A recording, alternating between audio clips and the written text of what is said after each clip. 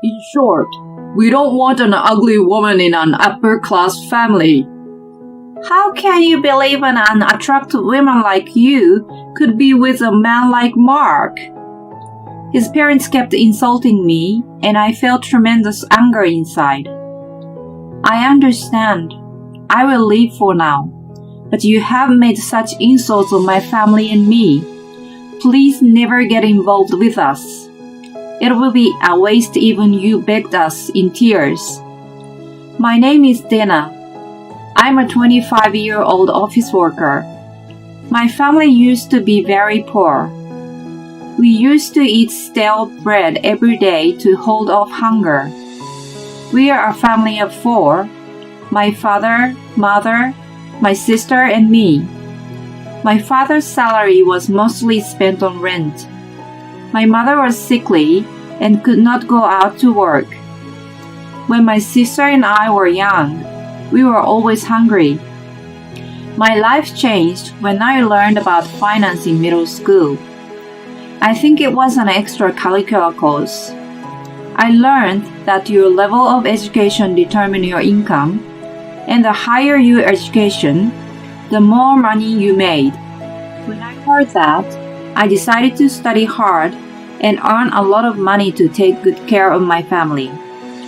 I found my path with a simple thought process. From then on, I spent every waking moment studying. If you study so hard, you will get a fever and die, my father used to say. If I can't make a lot of money, I'd rather die. I brushed it off with a sassy remark, unlike a typical preteen. I studied hard and got good grades in school. Every time I got a perfect score on a test, my mom was very delighted and praised me. It made me happy to see her proud of me, that I studied even harder. I got into high school on a scholarship for my excellent grades and continued to study hard so that I was able to graduate university without paying tuition. My education was very useful for job hunting.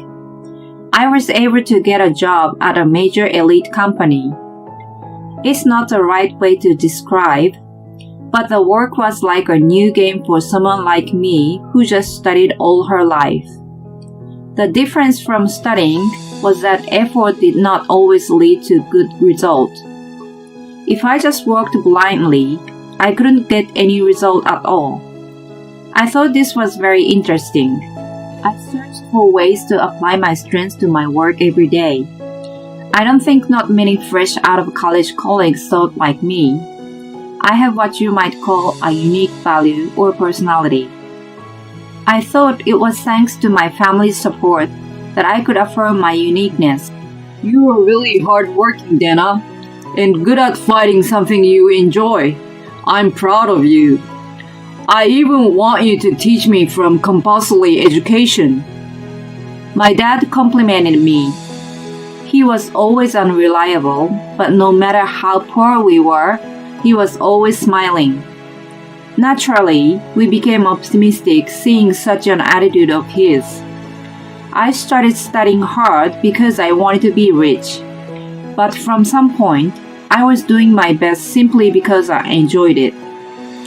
Not because I was desperate to save my family or anything like that. It was like a kid who wanted to become a baseball player and practice hard. My mom, too, never complained about money, and she was good at making anything by herself. She was an excellent seamstress from learning at fashion school. Clothes, backpacks, and pouches of my sister and mine were all her handmade. What's more, they were also cute and fashionable. The kids at school used to ask us where we got them. My sister became interested in fashion, just like mom, and enrolled in fashion school. Although there were many episodes of poverty, we were content and enjoyed our life. What? That's for real? Yes, for real. Once, my sister and I brought home some leftovers from school lunch and gave them to our parents. Huh? Haha, that's amazing. My colleague laughed when he heard my story. My episodes of poverty were taken as fascinating life stories by others. I found myself in the position of an interesting person in the company. Well, I might have been the type of person to be teased and played dumb in school. I was sure my dad's easygoing nature must have been embedded in my DNA. I was happy to have a good relationship with my colleagues as well as enjoy work. It was like I had a different kind of joy than when I was studying. My life was exciting every day, and then I had a fateful encounter. It was at the company's welcome party for new employees. I decided to grab a drink with my colleagues after the party. One of them said, "I know some others from different departments, so I will invite them." New recruits from other departments joined us. That was when I met Mark. He looked nice and handsome, but not a womanizer type. I fell in love with him at first sight. Everyone began to mingle as the night progressed. While Mark went to the restroom, my colleague moved to the empty seat from my side. When he came back, he saw his spot was taken and naturally took the empty seat next to me. Oblivious to my pounding heart, he started a conversation. "You're Dina. I heard you're exceptional. If I'm not wrong, you went both high school and university on scholarship." Yes, I'm very grateful for the free tuition." Haha, is that the only reason? "Sure, my family didn't have a lot of money." I see. So you studied hard to support your family? "No, I enjoyed it. Even though we were poor, we were happy." I see. You have a unique charm. "What?" I was surprised by his remark, but he said it with a serious face. I didn't know what he meant by it, and it made me laugh.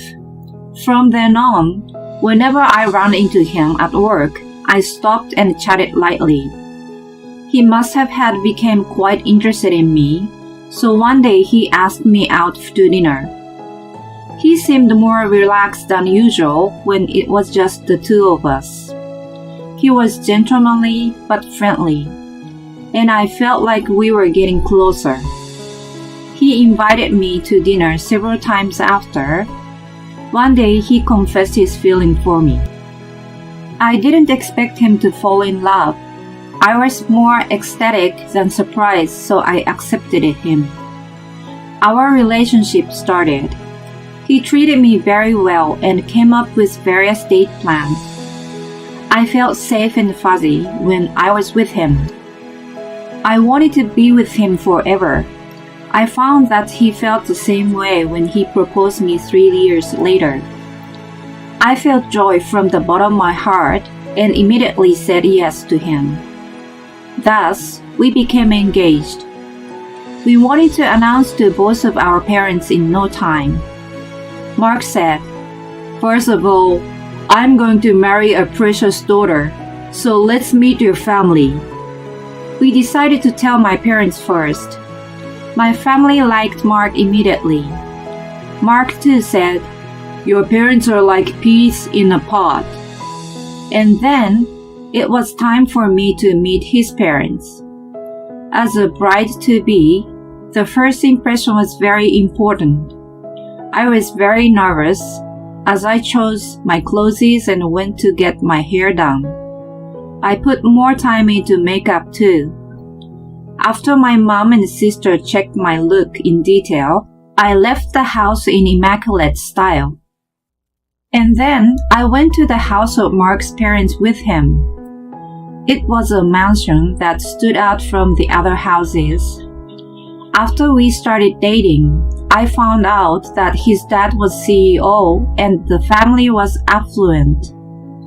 In other words, he is the only son of a distinguished family. I guess that's why he seemed so noble from the moment I met him. When he pressed the intercom, His mother answered and opened the front door. Mark, welcome back. Hi, Mom. Is she your fiance? It's great to finally meet you. I'm Dana. Oh, come inside. She looked me up and down as she invited us in. I didn't expect her to like me from the start, but I had to put an effort. His mother led us into the huge and luxurious living room where his father was already waiting on the sofa. Well, I'm glad you're here. Please have a seat. His father politely said, but there was a certain tension in the air. It was like if he was interviewing me for a job position. I'm Mark's father, and I run a company called 5X. His company has always been on the rise and successful. His parents bragged about their status. Dana, you work for the same company as Mark, don't you? That means you must be exceptional. She is the most promising employee in the company. She was an honor student in both high school and college. I see. I was a little embarrassed to be praised by Mark. Maybe his mother was jealous and made a surprising remark. Well, it doesn't matter how good your education is, but your face. You're a little too ugly. What? He and I were both utterly dumbfounded to hear such a remark. What are you talking about, Mom? Mark was furious, but his mother didn't care and continued. I'm just telling you the truth. You're going to follow in your father's footsteps and become CEO in the future. So the woman next to you must look beautiful. His mother's statement made him even angrier. What in the world? It's nonsense. I love her for who she is, regardless of her looks. She's not a bad-looking woman to begin with. Apologize to her. Mark was boiling and demanded an apology. His father's pride was hurt, and he got equally angry. How dare you speak to your parents like that? Can't you understand that your mother is concerned for your own good? We are just saying, we don't want an attractive woman in an upper-class family. We won't allow this marriage. Get out of here. His father gestured me to get out with a wave of his hand. What is wrong with you, Dad?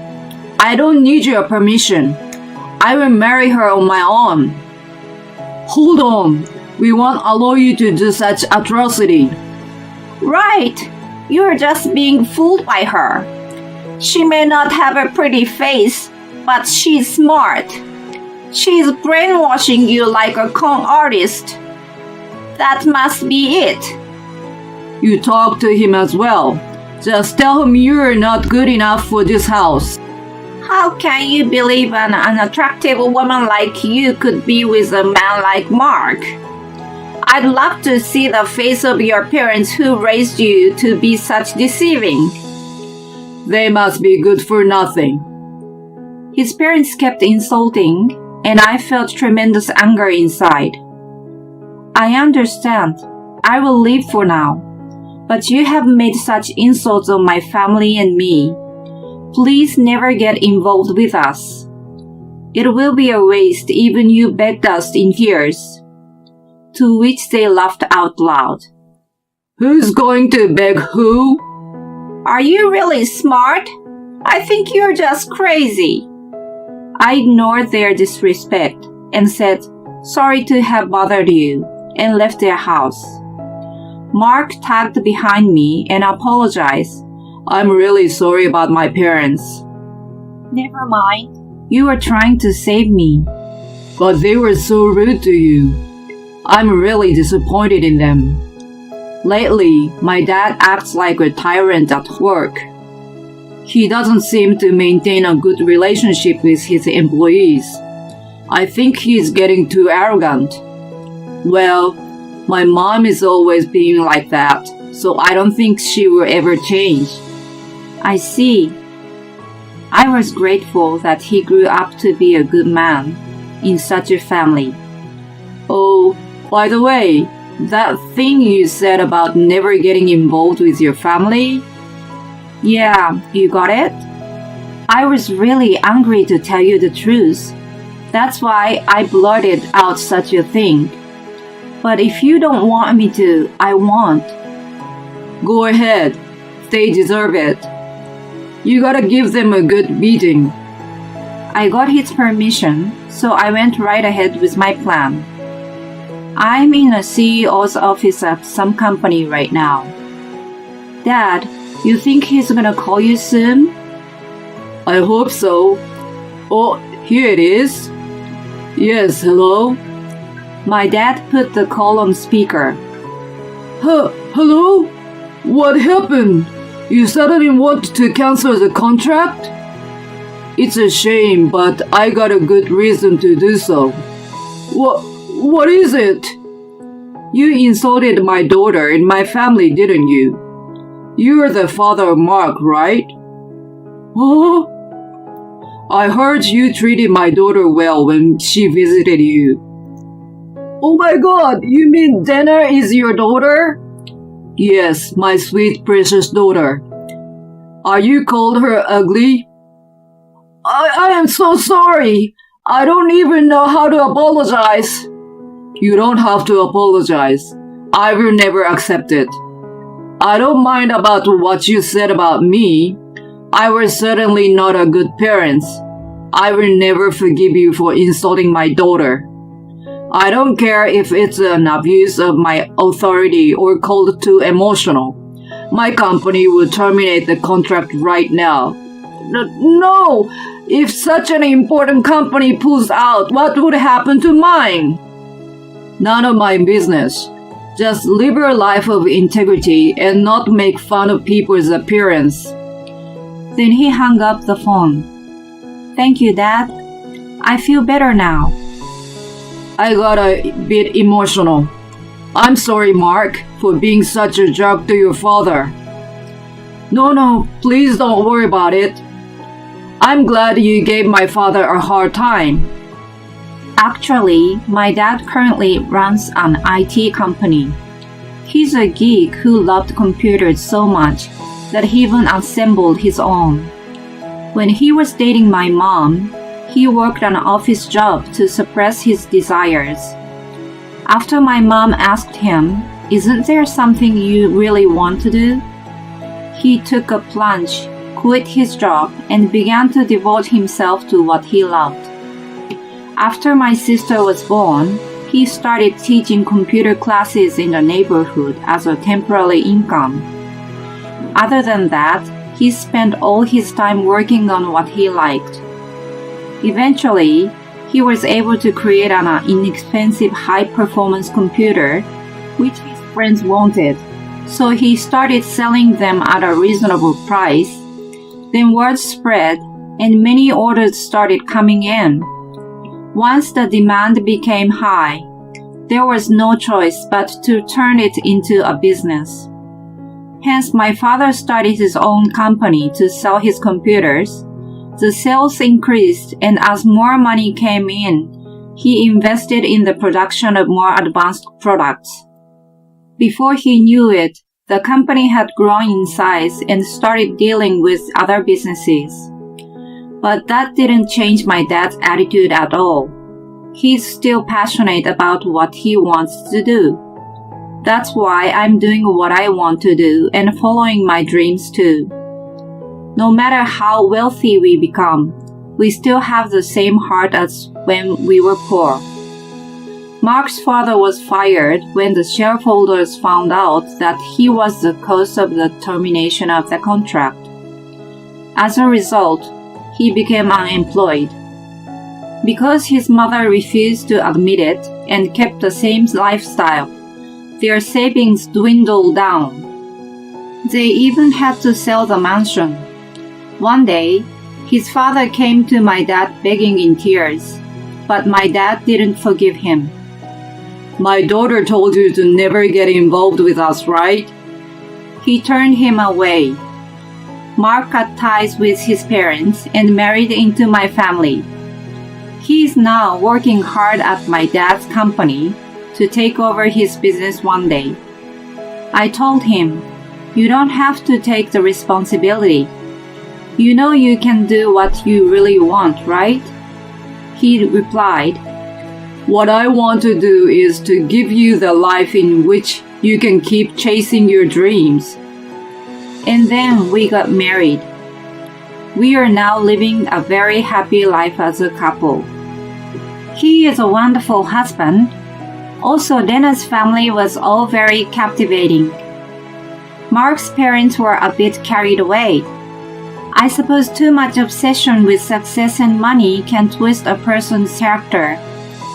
In any case, I'm glad that Dana was able to find happiness. I wish them a long, happy life.